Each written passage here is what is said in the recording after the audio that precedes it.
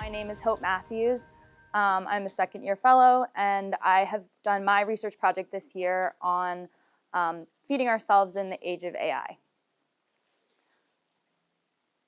Okay, so today I'm going to give you a brief overview of what my research found, and to do that, I'll talk a little bit about what is food digital, sort of what are the differentiation between traditional AI and generative AI in the space, what are some of the challenges, and then what are the recommendations that I have.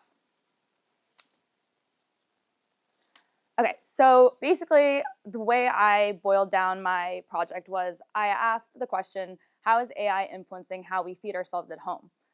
The food space obviously is a really large space with tons of different facets. There's like food manufacturing, there's restaurants, there's reservations, there's so much that you could do with this project. But the three main methods that I focused on are traditional cooking that you do at home, and meal delivery, segmented into both prepared meal delivery and unprepared meal delivery. What I've found is that these spaces are becoming really increasingly reliant on technological innovation and are trending towards having AI at the core of their strategies and their products in some way or another. So to define who my audience is, specifically sort of the conversations that I had and my recommendations and findings are geared towards digital products that are in the cooking space and in the meal delivery space. So at a high level, what I found in my research is that I think traditional AI can be used to enhance education and minimize the need for smaller, tedious tasks when you're cooking. But I would say that generative AI is definitely not there in terms of taking on full recipe creation without some kind of human influence. And I talked about that a little bit in my midterm presentation about how there's just been a lot of sort of experimentation and speculation about how, one day Gen AI could get there, but it's definitely not there right now. In the meal delivery space, I think that there's a lot more runway. Traditional AI can be leveraged for enhancing the product's customization, either in search results or in other personalized features, and it can also be used for optimizing operations and delivery. Generative AI, on the other side, can really best be used for customer support. I think that there's some ways that companies have experimented with incorporating it, but I think the thing that makes the most sense logically and from a business perspective is to make customer support more efficient.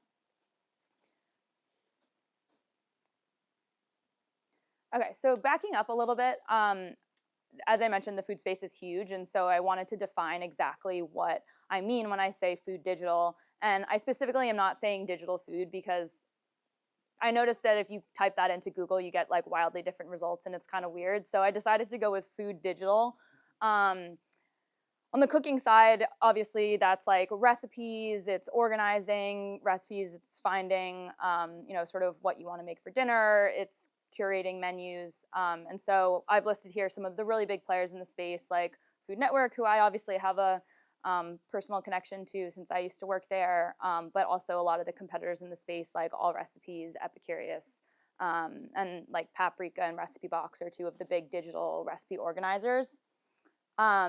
In the meal delivery side of things, you'll see that I put sort of the prepared food top players like Grubhub, Uber Eats, the people you think of when you want to order something quick and easy. And like we even have DoorDash and Uber Eats in Hanover, so it really is pervasive all over the place. And then there's the unprepared meal delivery services, which are like HelloFresh, Blue Apron, Home Chef, the kinds that are delivering you ingredients and the things that you need to actually make a meal, but not go to a grocery store or do all of the lifting by yourself.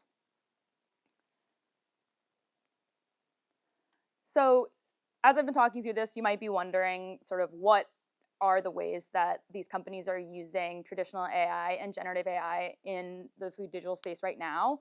And so I created a little matrix just to kind of think through this. And so, as I mentioned, in the cooking space, traditional AI is most impactful when you're looking for recipe searches, saving and organizing, and even with grocery lists, especially like Food Network and Epicurious are doing some cool stuff in that space. On the generative AI side, a lot of people talk about using virtual assistants for hands-free cooking. So, if you're in the middle of making a recipe and your hands are dirty, you can say, hey, Alexa, like how many tablespoons are there in a cup or something like that. And you can get a quick instant answer. Same thing for timers. If you say, Alexa, please set a timer for 12 minutes, something like that could be really useful when you're actually at home making the food. On the meal delivery side of things, traditional AI, there's the meal selection, curation, everything up to like, what are you submitting in your order? And then there's, of course, like on the back end side for the company, the order fulfillment and the payment processing, and delivery optimization. So there's a lot of ways that those top players are using AI to make it the best possible experience for the customers.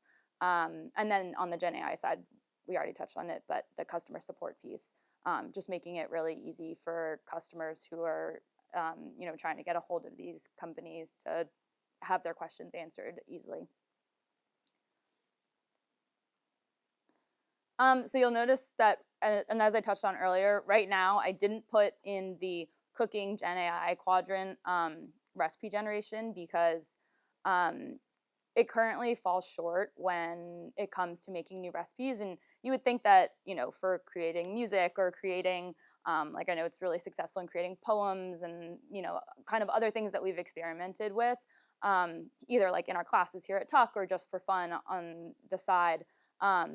Gen AI definitely has a lot of perks, but I would say that when it comes to making new recipes that you actually want to, taste good, look good, all of the things that you strive for when you're cooking something in your home, it's not quite there yet. And there's a couple studies by New York Times and some of the smaller bloggers who are out there that basically had like ChatGPT make them a recipe, and then they had the New York Times editorialists or the cooking editorial people like actually make the recipe, and it did not turn out at all the way that they expected it to or the way that they wanted to.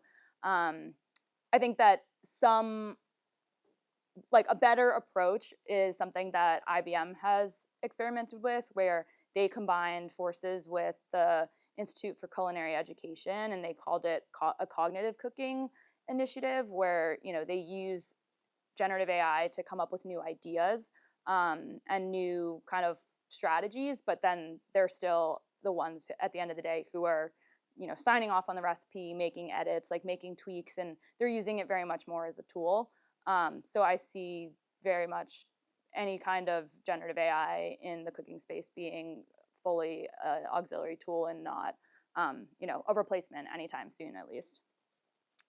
The other major challenge in the space is the lack of an emotional component, which is something that came up a lot in my expert interviews that I conducted with either Tuckies or other people in the space. And I think that when it comes to the thought of food and sharing meals, sharing recipes, the idea of AI being involved in any step of the process definitely removes some emotional component. And I think for a lot of people, when they think, oh, a family dinner, or, oh, this is like a family recipe that's been passed down many generations, the idea that AI could come in and, replace that or have some kind of influence on that is not exactly like the traditional idyllic, image that people typically have in their brain. So I think that's something that the food digital world is grappling with right now, and kind of trying to strike the right balance between channeling AI in the right way while still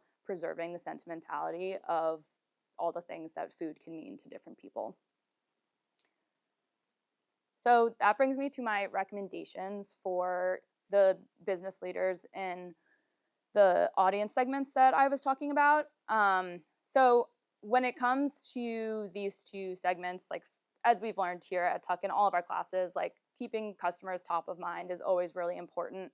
And specifically in this space, I think that incorporating AI into existing products or services is really only effective if it's implemented where it's appropriate, and it's not just slapped on there because it's a hot topic or because everybody's talking about it. I think the business leaders have to be really, really specific and clear about why they're incorporating AI and how. And then my second piece of advice is, I touched on this earlier, but to view all types of AI as some kind of tool or auxiliary component that's helping, and not a full replacement. Because I think at the end of the day, the human, um, interaction and just human knowledge and touch are irreplaceable and important for best serving the customers who these companies are serving. So with that, if anybody has any questions, I'd love to take them. But otherwise, thanks for listening.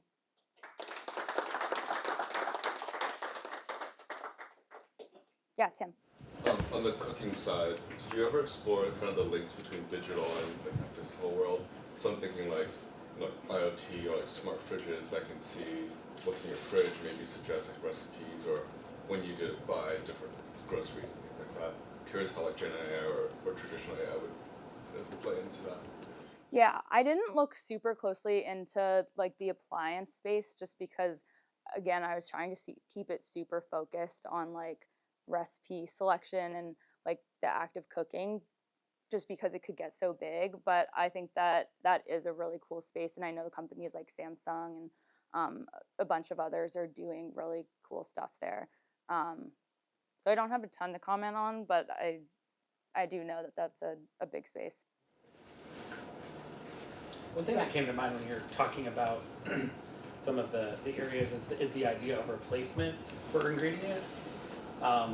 As people are looking to take a traditional recipe that's been handed down and not lose it, but make it healthier, that can be challenging. I know, like, I had a family member who had trouble with could no longer like digest a lot of fat, and so had to move things like subbing for oil and banana bread, had to put in applesauce or something like that. Like, do you anticipate like that kind of stuff? Kind of like those are really challenging for a lot of people to figure out, other than ones that are already known. Like, is that kind of a potential area where you think this could play a role?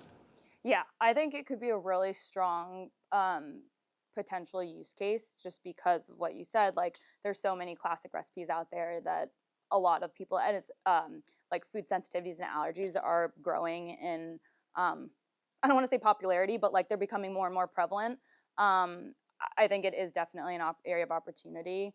I think that the existing algorithms and tools right now in their current state are not quite up to par where they'd need to be to serve someone who has, say, like a really severe disease, like if they're celiac or something. Like, I wouldn't trust Gen AI right now to make that direct replacement, but I do think it can be really helpful even for coming up with ideas, and then maybe to the point of what I was saying about having still that human involvement. Like, maybe you use Gen AI right now to come up with what's a good replacement for sour cream in a recipe or something, and then they can say, oh, well, if you're baking, you could use applesauce, or if you're, making tacos, you could use yogurt. I don't know. That's probably a bad substitute, but something like that, I think, is definitely possible. But you would want to like fact check it with another more traditional source as well.